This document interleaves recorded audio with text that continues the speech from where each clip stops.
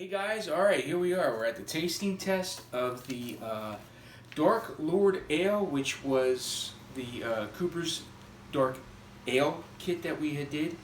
And the things, go over for those of you haven't seen that, or I'll put a link somewhere for that video when we brewed it.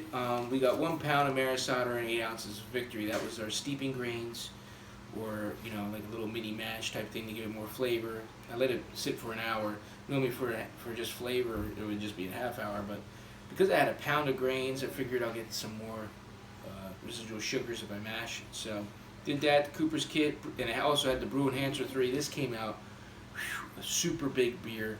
And not only did we do the Brew Enhancer 3 along with the steeping grains, we did 3 pounds of DME, pale ale DME, and we did dry hopping of the Fuggles, and also you guys saw like a couple days after that, or when the fermenter took off, it blew the top off, and I had to hook up a jerry rig a blow off valve, and basically this came out to be 7%. It was 1074 to final gravity was 1022.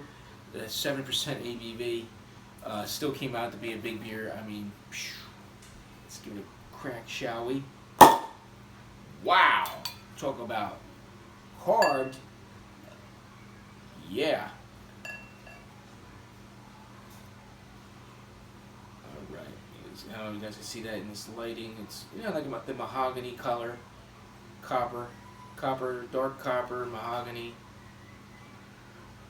Oh yeah. So we got like soda pop head going on. It's pouring out like Coca-Cola. Meaning, yeah, the head is not staying around. But you heard that pop. It's plenty carved. Oh, I can smell it from here. Very sweet. Getting sweet notes.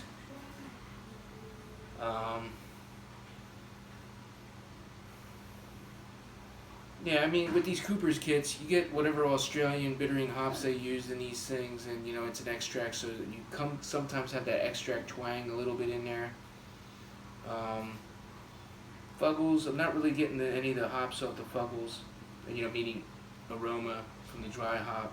It's there. But I'm getting more sweet maltiness than anything. As you can see now, it's looking like a can of Coke, glass of Coke. Cheers, guys.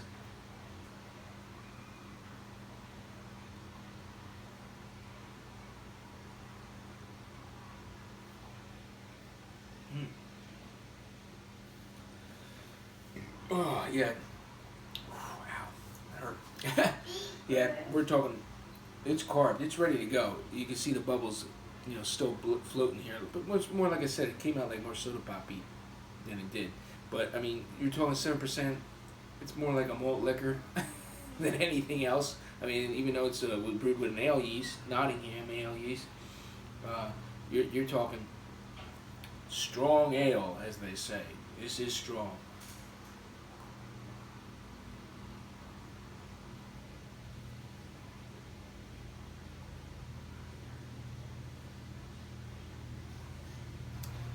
I mean, it's sweet. It has a sweetness to it. It's got that weird.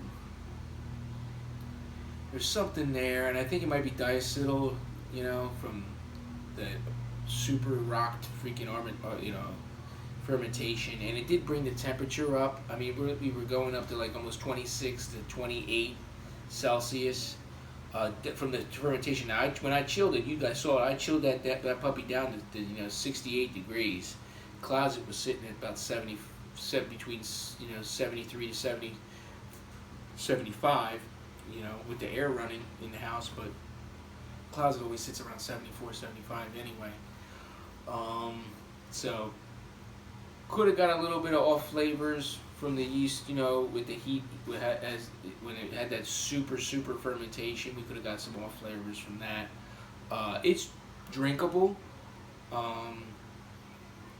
You have 2 of these, and you're going to be on the floor. This is going to go lights out. We're talking 7%, man, and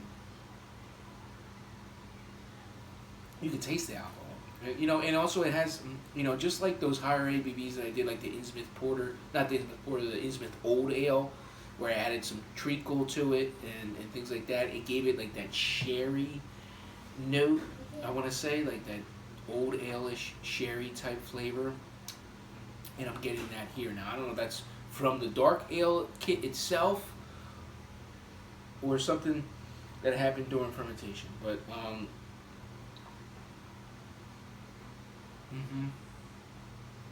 it has that sherry type thing going on there with the high alcohol. It's it's drinkable. Would I do it again? If I do it again, I would definitely try to do it at a lower temperature to keep it, regulated at a cooler temp. And like do it more towards the fall, winterish, or early spring or winter months to keep those temps. Because the English ale yeast, if it gets a little bit high, it starts getting wonky. But also, definitely not 7%. I would try to keep this one at 5 to see what happens. I mean, that's the thing. It's like I get the Cooper's kits and I always doctor them, boost them up, and use them as a base, and that's a great thing to do.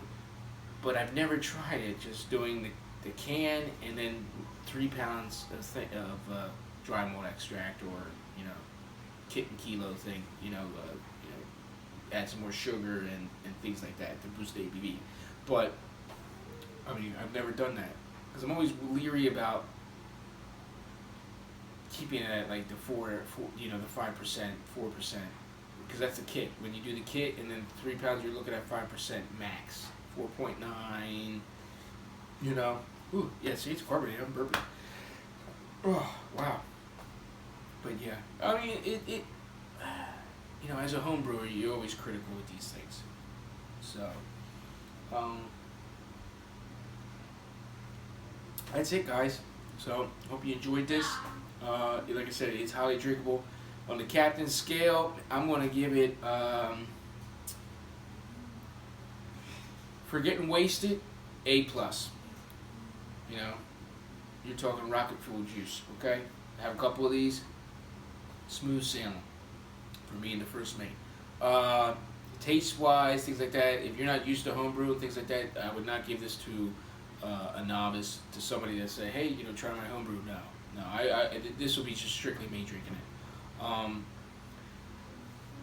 Unless somebody wants to be adventurous, but I don't think somebody would care for it because of the different flavors going on in here, things like that. So I would definitely try to revisit this later down the road.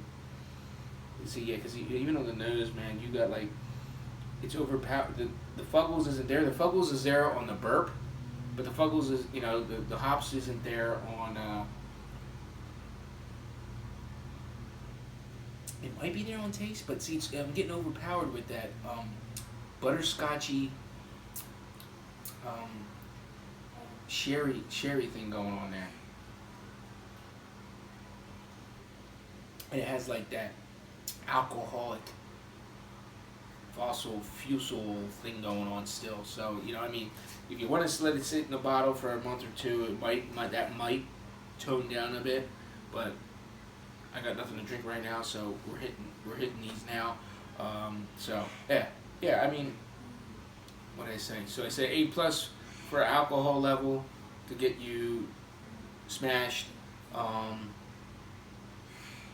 From a homebrewer's perspective and what I expect out of my brews, if I were to sit there and share this with people, the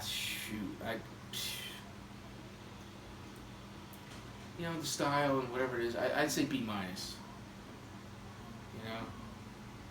say B-, if I have to be honest. B-, close to C+, because if you're not used to this type of thing, I like whatever I drink. It's not sour, it's not infected, it's not like, oh my god, it's just good, because that's what happened to me with my other dark ales, the dark wheat ale I did. If you want to look back to several years ago in my library here on YouTube, I did it, and the fermenter was scratched. My old Cooper's fermenter that I use as a sanitation device now, it freaking 10 gallons of beer down the drain back to back. I tried brewing again, and they were bad. What it would do is, that's why I know it's not infected, because it would keep getting more sour and sour the longer it sat. So I would let it sit. The first bottle I had it was sour. There was a sour note to it, almost like a sour beer. And then I said, oh, maybe this will clear out. Fingers crossed. The next week it was even more sour and bitter. It was like puckering my lips. It was so bad. It was so infected. It was like the longer it sat in the bottle, the more it freaking got more sour and more nasty. I shared it with my, with my homebrew guy, guy at the store, man. And he was like, oh my God, this is so foul. So I was like, oh shit. Dumped out. I had 40 bottles of beer dumped down the drain, and then the whole fermenter. I don't know if I just let the fermenter rip or if I bottled that as well. But that had the same thing going on. I think I just smooth sailing, guys. Just let it dump. That was the hardest time in my whole homebrew career. I've been doing this for like 4 to 5 years now, and I think it happens to all of us. All of us wind up having to dump something out, because you never know. These plastic fermenters that you have, or 5-gallon buckets, they get a little scratch in there. You get screwed. It's just like that. It's like, I guess maybe on a safe note, every couple of years buy a new fermenter. But you know how it is. Who the hell wants to spend an extra $30 on something, when it costs you about $40 to make beer as it is, right? And you're gonna buy a new fermenter. Alright guys, cheers. Be looking for more videos coming up soon. Till we do it again, let's set sail.